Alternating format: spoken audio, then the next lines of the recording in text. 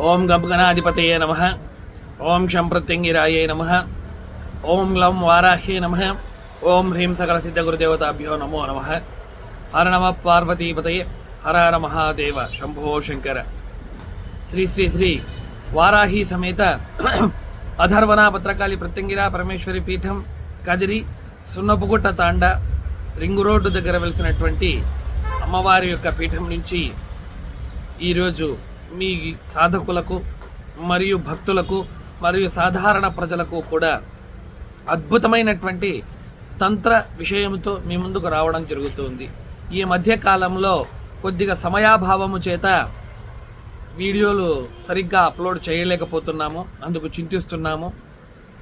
కానీ ఏది చేసినా కూడా మన సనాతన ధర్మమును ముందుకు తీసుకొని వెళ్ళడానికి, అదే విధముగా తంత్ర మంత్ర యంత్ర సహితమైనటువంటి విషయాలను నిగూఢమైనటువంటి గురు పరంపర ద్వారా వచ్చినటువంటి విషయములను మీ అందరికీ కూడా తెలియజేయాలన్నటువంటి ఉద్దేశముతో చాలా అద్భుతమైనటువంటి ప్రకరణముతో మీ ముందుకు రావడం జరుగుతూ ఉంటుంది. ఇంకొక విషయం, పీఠమును మరియు ఈ యొక్క ఛానల్ను మీరందరూ కూడా ఎంతో చక్కగా ఆశీర్వదిస్తూ ఉన్నారు. అంతేకాకుండా ఈ విషయాలను పలువురికి తెలియడం వలన, తెలియజెప్పడం వలన మీరు కూడా వారికి మంచి చేసినటువంటి వారుగా అవుతారు. కాబట్టి ఈ వీడియోస్ని, ఈ ఛానల్ని ప్రమోట్ చేస్తూ లైక్ చేసి, షేర్ చేసి, కమెంట్ చేయడం వలన ఇది పలువురి వరకు చేరుతుంది. కావున వారు కూడా వారి జీవితంలో వెలుగులను నింపుతారు వీరు కూడా అనేటువంటి ఆలోచనతో ఈ విషయాన్ని మీ ముందుకు తీసుకొని రావడం జరుగుతుంది. మరియు అంతేకాకుండా విషయం అనేటువంటిది పూర్తిగా వినండి. వీడియోను మధ్యలో కట్ చేస్తూ ఫార్వర్డ్ చేస్తూ చూడకుండా పూర్తిగా వీడియోను మొట్టమొదటి నుంచి చివరి వరకు చూడండి. ఎందుకంటే చాలా నిగూఢమైనటువంటి విషయాలు చెబుతూ ఉంటాం. కొద్దిగా మీరు డ్రాప్ అయిపోయినా కూడా మధ్యలో ఆ విషయం అనేటువంటిది వినక మరి కింద కామెంట్ రూపంలో కానీ లేదా ఫోన్ చేయడం కానీ ఇలాంటివన్నీ చేస్తూ ఉన్నారు. కనుక ఈ విషయాన్ని కూడా ప్రజలందరూ కూడా గుర్తుపెట్టుకుంటారని తెలియజేసుకుంటున్నాను. అంతేకాకుండా 28వ తేదీ గడిచిన జనవరి మాసంలో పీఠమునందు అద్భుతమైనటువంటి మంత్రదీక్ష ఇవ్వడం జరిగినది. ప్రజలందరూ కూడా చాలా విరివిగా, చాలా బహుసంఖ్యలో పాల్గొన్నారు. వారందరికీ కూడా అమ్మవారి యొక్క కరుణా కటాక్ష వీక్షణములు ఎప్పుడూ కూడా ఉండాలని మనస్ఫూర్తిగా కోరుతున్నాను. అంతేకాకుండా మీరు ఈ యొక్క ఛానల్ని ఎంత ప్రమోట్ చేస్తే మీ ముందుకు అంత మంచి విషయాలను, నిగూఢమైనటువంటి సాధనలను కూడా యూట్యూబ్ మాధ్యమం ద్వారా, ఫేస్బుక్ మాధ్యమం ద్వారా మీ ముందుకు తెలియజేసి తీసుకొని రావడం జరుగుతుంది. కావున మీరందరూ కూడా ఈ ఛానల్ని ఆశీర్వదిస్తారని చెప్పి కోరుకుంటూ ఇక విషయంలోనికి వెళదాం. చాలామంది ఈ యొక్క కాలమునందు, ఈ యొక్క కలియుగములో హృద్ సంబంధమైనటువంటి వ్యాధులతో చాలామంది బాధపడుతూ ఉన్నారు.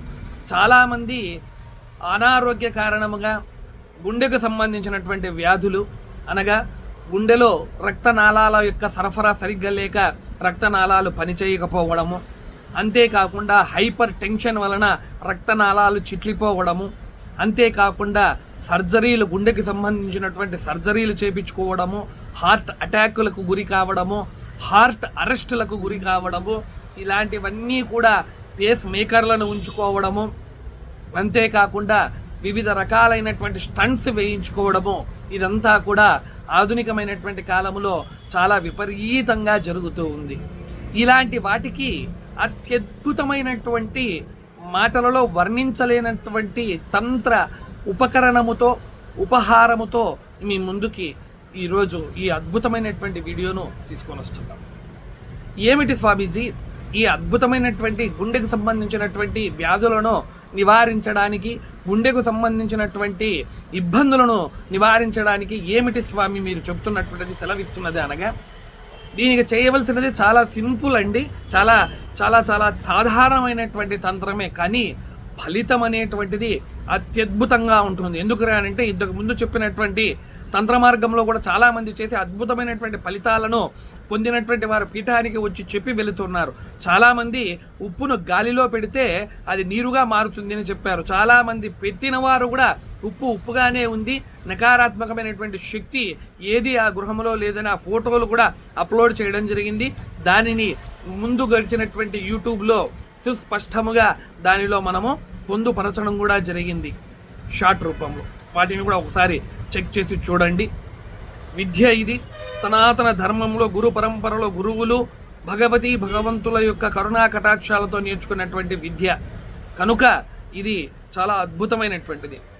ఇక గుండెకు సంబంధించినటువంటి తంత్రము ఏమిరా అని అనగా, మొట్టమొదట ఒక తాంబే అనగా ఒక రాగి పాత్ర కానీ లేదా ఇత్తడి పాత్ర కానీ, ఒక ఈ పరిమాణంలో ఉన్నటువంటిది ఇత్తడి పాత్ర కానీ లేదా రాగి పాత్ర కానీ తీసుకోండి. రెండిట్లో ఏదైనా పర్లేదండి. కొంతమంది రాగి అంటారు, కొంతమంది ఇత్తడి పాత్రలు అని అంటారు. రెండు కూడా శ్రేష్టమైనటువంటివే. ఆ రెండిట్లో ఏదైనా తీసుకోండి. గురువుగారు మళ్ళీ నేను రాగే కొంటున్నాను, గురువుగారు నేను ఇత్తడే కొంటున్నానని ఎవరు ఫోన్ చేయొద్దండి. రెండిట్లో ఏదైనా తీసుకోవచ్చు. తీసుకున్న తర్వాత రాత్రి వేళలో దానిలో నిండుకు దానిని పూర్తిగా స్వచ్ఛమైనటువంటి జలంతో నింపండి. స్వచ్ఛమైన జలముతో నింపండి. నింపినటువంటి తర్వాత ఆ పాత్రను ప్రక్కన ఉంచుకొని 7 రుద్రాక్షలు అనగా పరమేశ్వరుని యొక్క రుద్రుని యొక్క అక్షులు అనగా ఆ పరమేశ్వరుని యొక్క కళ్ళ నుంచి జాలువారినటువంటి కన్నీటితో ఈ భూమి మీద ఏర్పడినటువంటి వృక్షమైనటువంటి రుద్రాక్ష చెట్టు నుంచి ఉద్భవము చెందినటువంటి కాయలు రుద్రాక్షలు అని అంటారు. ఇలాంటి రుద్రాక్షలను 7 తీసుకోండి. ఏది కూడా పూజా సామాగ్రులు ఇతరత్ర వాటిలో లభించేటువంటి రుద్రాక్షలు తీసుకోవద్దండి. అవి కల్తీవి, ప్లాస్టిక్వి వస్తూ ఉన్నాయి. అలాంటివి కాకుండా మీకు తెలిసిన వారి దగ్గర నుంచి కానీ లేదా చెట్టు దగ్గర నుంచి కానీ లేదా పవిత్రమైనటువంటి పుణ్యక్షేత్రాలలో ఒక్కొక్క రుద్రాక్ష అమ్ముతూ ఉంటారు. మన ముందే వాటికి పైన ఉన్నటువంటి పెచ్చు అనగా ఆ పైన ఉన్నటువంటి పొరను తొలగించి నీటిగా వాటర్లో అనగా నీటిలో శుద్ధి చేసి మన చేతికి ఇస్తూ ఉంటారు కాయలు. అలాంటివి 7 తీసుకోండి. రుద్రాక్షలు 7 తీసుకోండి. వాటిని మొట్టమొదటి ఇంటికి తెచ్చుకున్న తర్వాత వాటిని శుద్ధి చేసి నీటితో శుద్ధి చేసి పసుపు నీళ్లతో, రెండవసారి మూడవసారి గోమూత్రంతో శుద్ధి చేసి పిదప ఇంటిలో ఉన్నట్లయితే గంగాజలంతో శుద్ధి చేసి పక్కన ఉంచుకోండి. ఇప్పుడు ఈ పాత్ర ఏదైతే దానిలో నీటితో నింపి పెట్టామో దానిలోనికి 7 రుద్రాక్షలను లోపలికి వదిలేసేయండి. ఆ రుద్రాక్షలను నీటిలోనికి వదిలేసేయండి. రాత్రంతా కూడా ఆ నీటిని అలాగే ఉంచివేసేయండి. పైన ఏదైనా కూడా ప్లేటులు ఉంచితే మంచిది. ఏదైనా పడుతాయి, ఏదైనా ఇంటిలో ఉన్న క్రిమి కీటకాలు పడతాయంటే ప్లేట్ ఉంచుకోండి. లేదు ప్లేట్ తీసి పెట్టడము చాలా అత్యున్నతము, అత్యద్భుతము.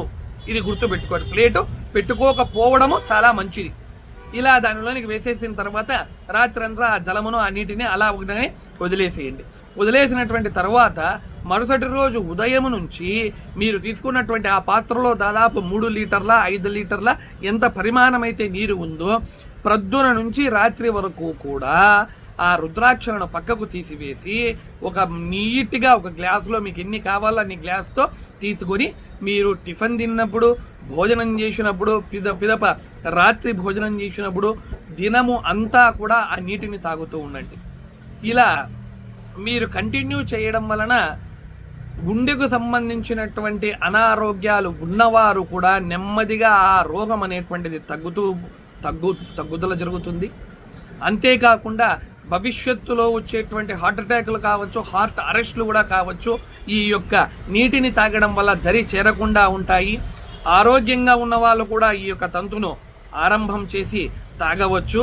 వారికి కూడా అనారోగ్యం అనేటువంటిది దరి చేరకుండా సుస్పష్టమైనటువంటి ఆరోగ్య స్థితి అనేటువంటిది కలుగుతుంది. కావున ఈ విషయాన్ని మీరందరూ కూడా మనసులో ఉంచుకొని సుస్పష్టంగా ఈ యొక్క తంత్రక్రియను ఆరంభము చేసి మీరు సత్ఫలితాలను పొందుతారని, పొందిన వారు కామెంట్ రూపంలో ఇక్కడ తెలియజేస్తారని మీ అందరికీ తెలియజేస్తూ ఓం శ్రీమాత్రే నమః. ఓం శ్రీ గురుభ్యో నమః. హరి ఓం తత్సత్.